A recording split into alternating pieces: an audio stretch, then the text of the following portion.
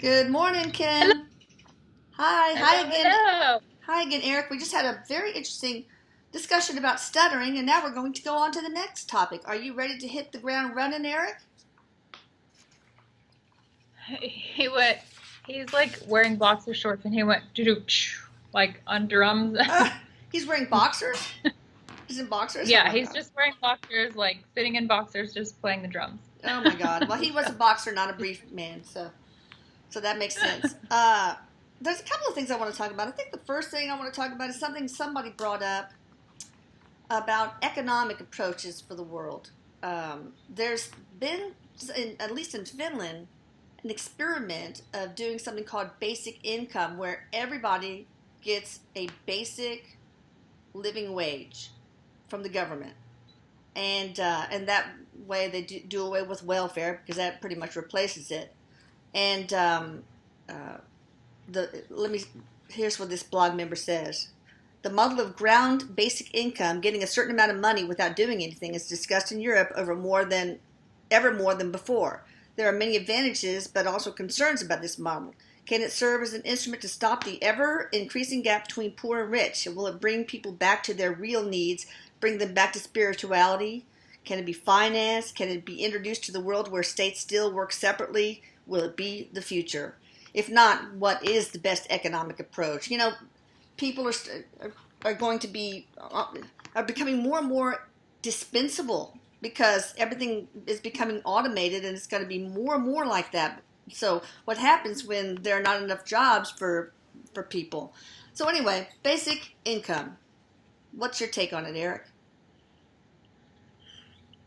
He says it's interesting. He says that he has a soft spot in his heart for um, that part that you. This is the part that caught him, that really like hooked him energetically.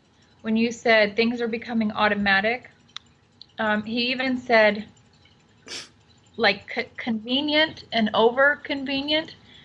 We're create, but it's in perfect balance though. That's the part we need to acknowledge. So we'll get to that in a minute, because he says partially we're creating a world that we're creating the world to like adhere to our needs, basically making us lazier. I know. Um, the less work we have to do, the better. So we think. But it's in perfect balance. Again, he says, don't forget that part. There's a universal tug of war, like a universal pool of energy that is. He kind of gives this analogy of like a tug of war. So if we pull over here, they experience it over there. They being on the other side of the world, maybe. But what he means by this is for every action, there's a reaction.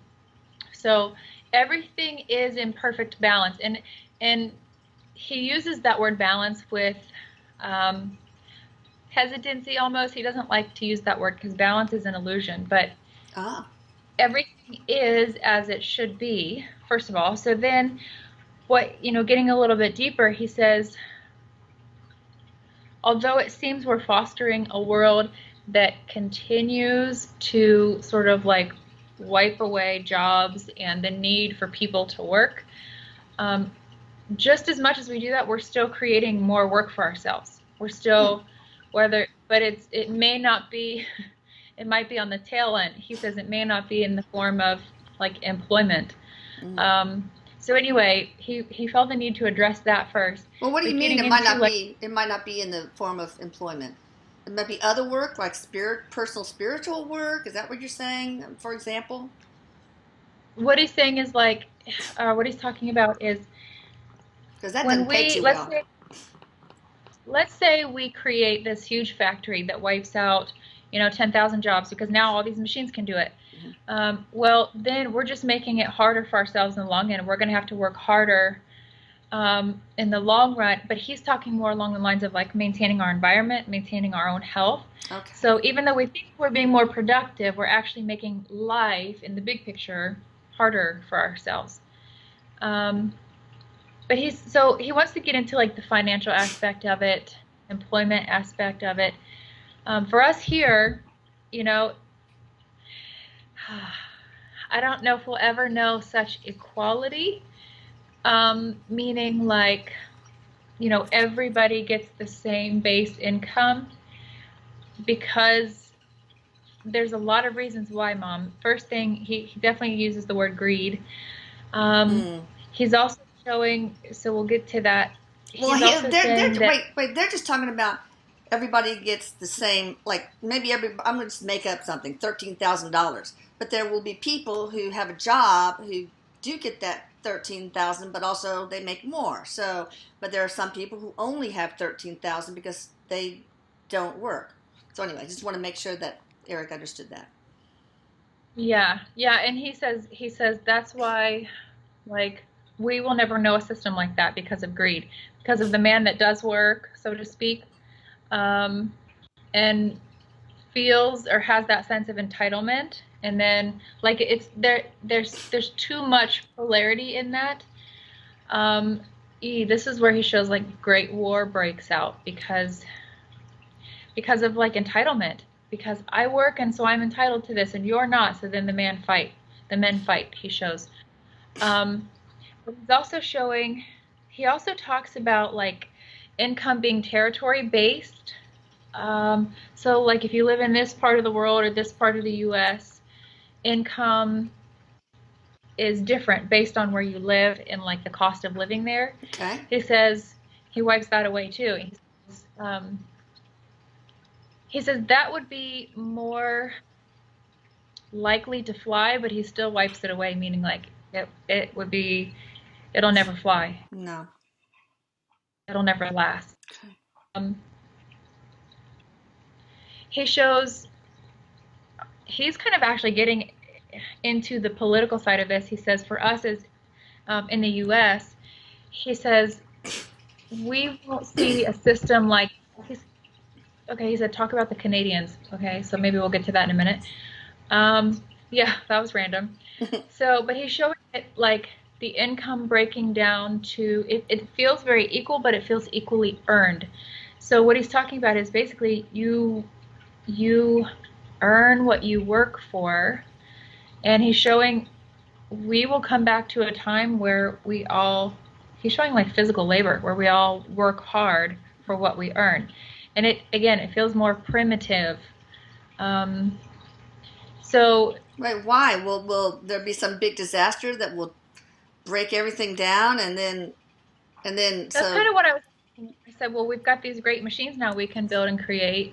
Won't they, I mean, can't we just keep replacing the parts, or, won't they last? And he says we will exhaust our resources. Like here on planet Earth, we'll exhaust our resources. So we will have to rely back on ourselves. Oh, that's where it comes full circle. He's looking at me and he flicked his head. He goes, duh. So that's what he was talking about earlier when he said we're actually just making it harder for ourselves, by creating this machinery to take the job, position from man, and now it's just automatic. In the long run, we're making it harder for ourselves, because it's like we have to relearn how to live off the land, how to live for ourselves and sustain life.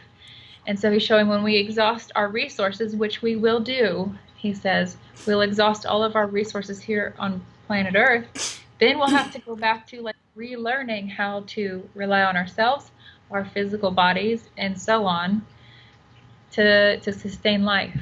When will that happen? Then is that in our lifetime? Well, or when will that occur? He said no. Hundreds of years from now? Thousands? I'll have him answer that in just a second. Okay. But he says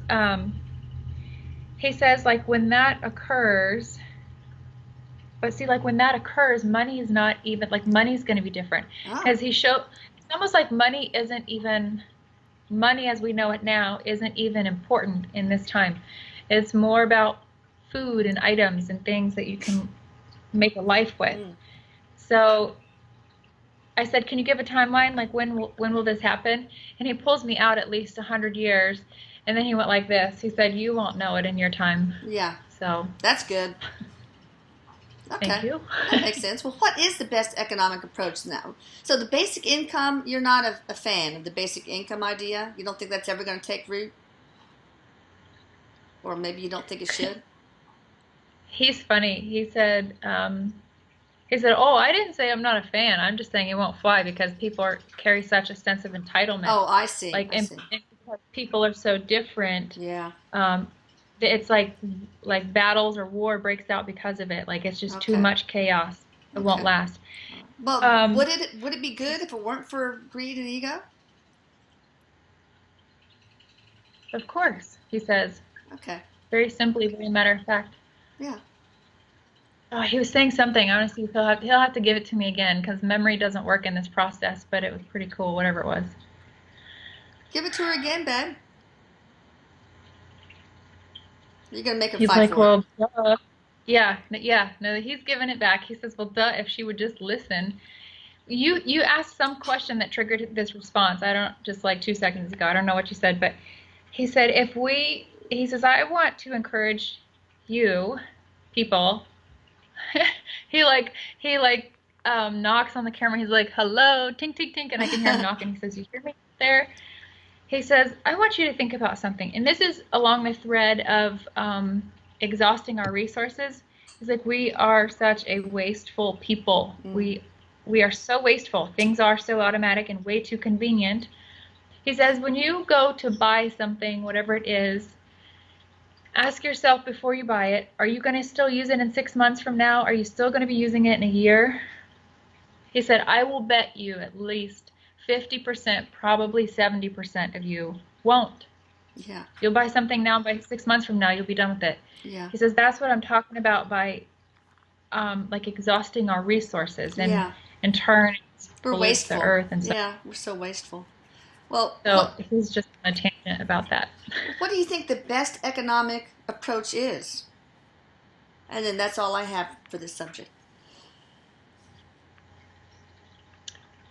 He's this is interesting and kind of difficult because he's saying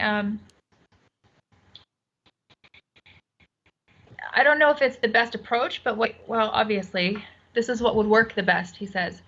And again, he's showing exactly what he just described, where it's like ego and that self-entitlement are sort of wiped out and dissolved because like when one has to rely on themselves to sustain life, there is no more ego or entitlement. It's like everybody kind of comes down to this level playing field. So when you ask him like what is the best economic approach, he's using the phrase like self-reliance, relying Okay. on yourself, not other people, other systems, and other things, because that creates like a sort of like a pigeonhole you fall down and you don't get back out of it Yeah. because you create an attachment, you rely on it, and then it perpetuates the existence of it and so on. Like for example, welfare. Yeah. At least he says, at least for right now, and I don't know if this is true or not, but he says at least for right now, like these systems are changing. These systems are going to change. Like either the time that you're using them is capped out, or the money that you use within these systems is capped out. You talking about He welfare? says, You talking about welfare? Okay. yeah, And other. and Yeah. systems like so it's either like the time that you're using it is capped, like you can only use it for 6 months or something, or the monies that you get from it is capped out. And so he shows there being a lot of energy behind this, capping out these systems, and that begins the transition. Like that begins a transition where people have to slowly rely again on themselves to Instead of make the a living. government. Oh, instead of the government. Yeah, that makes sense. Yeah. But he's showing it being like a very slow process because there are some people that there's a lot of people he says that just can't. They don't Oh, yeah. understand. Yeah. Um, he's just kind of going into like there are people that they don't understand how to make things work. They don't Yeah. understand how to make things happen. Yeah. It's just not at their soul level yet. That's why we have this thing called consciousness, and like some people are down here on their Yeah. level of consciousness. People Sure. are way up here. So it's all in perfect motion, he says. It's all in perfect timing, perfect happening, he says. Okay, well, we'll help them evolve. I mean, we have to help people who have been on welfare all their lives, and maybe from generation to generation, we'll have to help them get off of it. We can't just pull the rug from under their feet.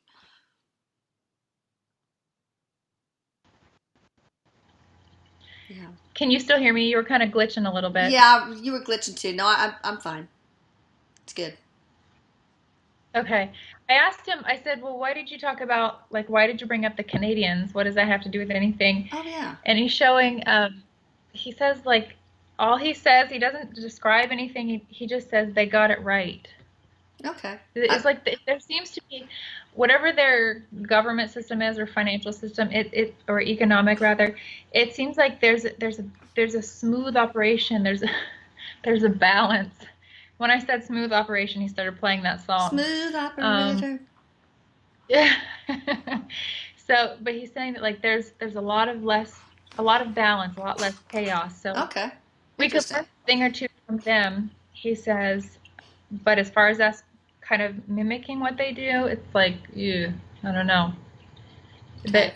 But he goes, things are really hairy right now. He's talking about our economic system. He's I like know. weeding his way through all this gross hair. Oh my God. All right. Anything else, babe? He said, just tell her I love her. So he says, I love you, Mom. I love you. All right, people. Be sure you check Kim out at www.kimbabcock.net and check out Erik's book, My Life After Death. It's like for $9 on Amazon, and it's a life changer. It really is a page turner. So many people have said it's actually the best book they've ever read, not just in spirituality circles, but best book, period. Yeah. So check it out, peeps. And anyway, stay tuned for the comments that follow. Bye. Bye, Erik. Bye, Kim. See ya.